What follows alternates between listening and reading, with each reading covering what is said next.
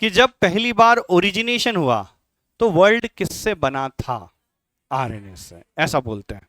Actually देखो, अगर आप सीक्वेंस देखते हो तो ऐसा चलता है, डीएनए से आरएनए और आरएनए से प्रोटीन, ऐसे ही चलता है। ये लो बेटा। अब मैं अगर आपको, ठीक ये वैसे ही क्वेश्चन है, साइंटिस्ट के लिए बहुत बड़ा एक डिबेट पॉइंट था बेटा, ये एक्चुअली कंट्रोवर्शियल पॉइंट था। कुछ लोग बोलते थे कि पहले डीएनए आया, कुछ लोग बोलते थे आरएनए आया। ठीक वैसे ही जैसे पहले मुर्गी आई कि अंडा आया। अच्छा, तुम्हारे हिसाब से क्या आया होगा पहले, मुर्गी की अंडा? क्या आया होगा? मुर्गी, अंडा। कितने लोग अंडे वाले हैं? ओ तेरे, 2 ही अंडे वाले हैं। मुर्गी वाले कितने हैं? बाकी सब निर्दलीय। अरे निर्दलीय भी रहते हैं ना, नोटा वाले।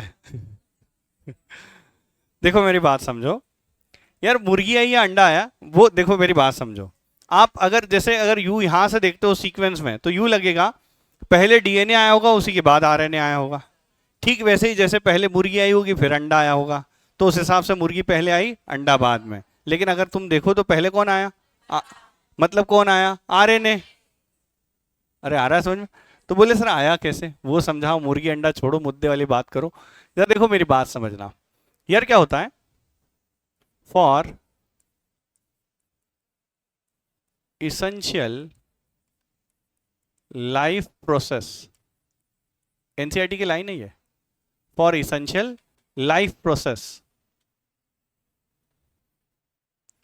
3 चीजों का होना बहुत ज्यादा जरूरी है। इसेंशियल लाइफ प्रोसेस के लिए 3 चीजों का होना बहुत ज्यादा जरूरी है। पहला होना चाहिए बेटा मेटाबॉलिज्म। क्या होना चाहिए? मेटाबॉलिज्म। दूसरा ट्रांसलेशन। बोलो क्या होना चाहिए? ट्रांसलेशन। और तीसरा स्प्लाइसिंग। बोलो क्या होना चाहिए? स्प्लाइसिंग। 3 चीजों का होना बहुत ज्यादा जरूरी है बेटा। बोलो क्या क्या? बोलो मेटाबॉलिज्म, दूसरा ट्रांसलेशन और तीसरा स्प्लाइसिंग। अब ये ऐसी इसेंशियल लाइफ प्रोसेस है कि इसके बिना जीवन संभव नहीं है। मतलब अगर लाइफ चाहिए तो ये चीजें तो होना जरूरी है। समझ रहे हो? क्या क्या लाइफ चाहिए तो 3 चीजें बताओ क्या क्या जरूरी है? Metabolism, translation, splicing. बोलो 3 चीजें क्या क्या? Metabolism, translation, splicing. फिर से बोलो 3 चीजें, मेटाबॉलिज्म, ट्रांसलेशन, स्प्लाइसिंग। ये तीनों चीजों का होना बहुत ज्यादा जरूरी है। क्या ठीक है? अब अगर ऐसा है तीनों चीजें जरूरी है, तो मैंने पूछा कि चलो आरएनए, या पहले मैंने पूछा डीएनए, तुम क्या ये काम कर पाओगे? तो उसने बोला चलो मैं ट्राई करता हूं। ये 3 है यहाँ पर पॉइंट्स, और इन तीनों पॉइंट्स के लिए मैंने पहले ये जिम्मेदारी दे दी डीएनए को कि चलो डीएनए, तुम बोल रहे हो ना कि तुम पहले आए हो, तो चलो करके बताओ ये, क्योंकि ये लाइफ प्रोसेस के लिए जरूरी है। और अगर पहली बार लाइफ आई होगी तो ये तीनों चीजें लगी होगी, और ये तीनों चीजें लगी होगी तो क्या तुम कर पाओगे ये चीजें? तो मैंने डीएनए से पूछा मेटाबॉलिज्म करोगे? तो बोले मेटाबॉलिज्म के लिए तो एंजाइम का होना जरूरी है। किसका होना जरूरी है? एंजाइम का। तो बोले मैं तो एंजाइम कभी था ही नहीं। अरे आ रहा है समझ में? तो कुल मिला के यार डीएनए ने मना कर दिया कि मैं ऐसा नहीं कर सकता, क्योंकि ये काम तो एंजाइम का होता है। बोले मेटाबॉलिज्म कौन करता है? क्या ये डीएनए जो है वो एंजाइम होता है क्या? नहीं। तो बोले उस हिसाब से तो मुझे काट दो, मैं नहीं कर सकता ये काम। मैंने पूछा आरएनए तुम कर लोगे क्या? तो आरएनए बोल रहा है मैं तो बिल्कुल कर लूंगा, क्योंकि मैं खुद भी एंजाइम हूं। बोलो एग्जाम्पल, राइबोजाइम, आरआरएनए 23, 28। तो बढ़िया है, उस हिसाब से तो आरएनए पास हो गया। बढ़िया है कि मैं तो कर लूंगा, मतलब मैं जो है इस चीज के लिए फुलफिल कर रहा हूं कि पहली लाइफ जब आई होगी तो मैं मेटाबॉलिज्म कर सकता हूं, ये मुझ में कैपेबिलिटी है। जबकि डीएनए के पास ये कैपेबिलिटी नहीं है। क्यों नहीं है डीएनए के पास? क्योंकि वो खुद एंजाइम नहीं है। मैंने फिर दूसरा पूछा कि चलो भैया ट्रांसलेशन के बारे में बताओ। तो जब ट्रांसलेशन के बारे में पूछा डीएनए कि तुम कर लोगे, तो बोले मैं कर लूंगा। बोले कैसे? तो बोले मैं आरएनए बनाऊंगा और आरएनए के बाद प्रोटीन बना लूंगा। तो बोले नहीं, ये तो गलत बात है, तुम कुल मिला के तो आरएनए पर डिपेंड रह रहे हो। तो बताओ क्या यहां पर डीएनए हो सकता है? नहीं, ट्रांसलेशन नहीं कर सकता डीएनए। तो ट्रांसलेशन करता कौन है? तो उस हिसाब से बढ़िया। बोले सर इसेंशियल लाइफ प्रोसेस के लिए आरएनए परफेक्ट बैठते जा रहा है। अब एक प्रोसेस होती है स्प्लाइसिंग। क्या होती है बेटा? स्प्लाइसिंग, जिसमें एचएनआरएनए से एमआरएनए बनता है। बोलो क्या बनता है? एचएनआरएनए से एमआरएनए। ये भी लाइफ के लिए बहुत इसेंशियल प्रोसेस है। वो क्यों मैं आगे एक्सप्लेन करूंगा, लेकिन अभी बस ये। तो बेटा एक बात बताओ, स्प्लाइसिंग का जो फिनोमेना है वो किसके पास है? आरएनए के पास है। कभी डीएनए के पास स्प्लाइसिंग नहीं होती। बोले सर बढ़िया है, उस हिसाब से तो लग रहा है कि आरएनए ही आया होगा। कौन आया होगा? आरएनए। चलो ये अच्छी बात है, लेकिन बोले सर नहीं, इतने से काम नहीं चलेगा, थोड़ा बहुत और समझाओ तो हम और समझेंगे। तो मैंने बोला चलो एक काम करते हैं, अब अपन इवोल्यूशन की बात करते हैं। किसकी बात करते हैं? इवोल्यूशन। तो बोले उससे शायद कुछ समझ में आ जाए तुम्हें। तो इवोल्यूशन कहता है कि पहले सिंपल स्ट्रक्चर आती है और यही सिंपल स्ट्रक्चर कन्वर्ट हो जाती है कॉम्प्लेक्स में, कॉम्प्लेक्स स्ट्रक्चर में कन्वर्ट हो जाती है। तो बोले सर उस हिसाब से तो बहुत बढ़िया बात है, दिख ही रहा है कि पहले कौन आया होगा? आरएनए। फिर कौन आया होगा? कैसे? सिंपल स्ट्रक्चर कैसे आरएनए का? अरे सिंगल स्ट्रैंडेड है। बोलो सिंपल स्ट्रक्चर कौन है? आरएनए। से क्या बना होगा? डीएनए। अरे इवोल्यूशन यही तो कहता है, पहले सिंपल फिर कॉम्प्लेक्स।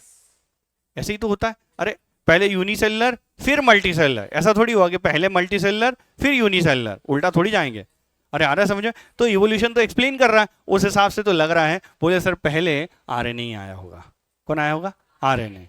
अंडा मुर्गी, बोलो सिंपल कौन? अंडा। तो बढ़िया है, अंडा ही आया होगा। अब दूसरी बात है, एक और चीज, इवोल्यूशन तो यूं भी कहता है कि मोर रिएक्टिव से लेस रिएक्टिव बनता है। बोलो क्या बोला? मोर रिएक्टिव से लेस रिएक्टिव बनता है। तो बोले बहुत बढ़िया है सर, उस हिसाब से देखें तो वापस आपको आंसर मिलेगा, आरएनए क्या ज्यादा रिएक्टिव है और डीएनए लेस रिएक्टिव है। तो बोले बहुत बढ़िया सर, इवोल्यूशन को ये भी फेवर कर रहा है, उस हिसाब से पहले आरएनए आया होगा। यूं भी बोला मोर स्टेबल से लेस स्टेबल नहीं। बोलो क्या? लेस स्टेबल से मोर स्टेबल। मोर स्टेबल की तरफ चले जाए तो उस हिसाब से देखें तो मुझे बताओ बेटा, यहां पर बोलो लेस स्टेबल कौन?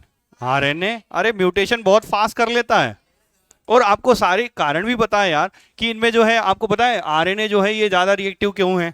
क्योंकि इसमें क्या होता है? यूरैसिल। क्या होता है? यूरैसिल। दूसरा एक और कारण बताओ, ribose sugar. Extra second carbon पर क्या होगा? इस वजह से कैसा है? ये ज्यादा रिएक्टिव है। और ये कैसा हो गया? लेस रिएक्टिव, क्योंकि इसमें थाइमिन है और दूसरी बात डीऑक्सीराइबोस शुगर है। ठीक है। और बेटा ये लेस स्टेबल से बोलो कैसा जाएगा? More stable. बोले सर बढ़िया है, अब तो समझ में आ ही गया कि आरएनए ही पहला जेनेटिक मटेरियल था। फिर लोगों ने बोला नहीं सर थोड़ा और समझाओ, ऐसे तो समझ में नहीं आ रहा है हमको, अभी भी नहीं आ रहा है। मैंने कहा चलो एक काम करते हैं, एक प्रॉपर्टी होती है डायनामिक कैरेक्टर या डायनामिक फीचर। या देखो ये डायनामिक फीचर या डायनामिक कैरेक्टर क्या होता है।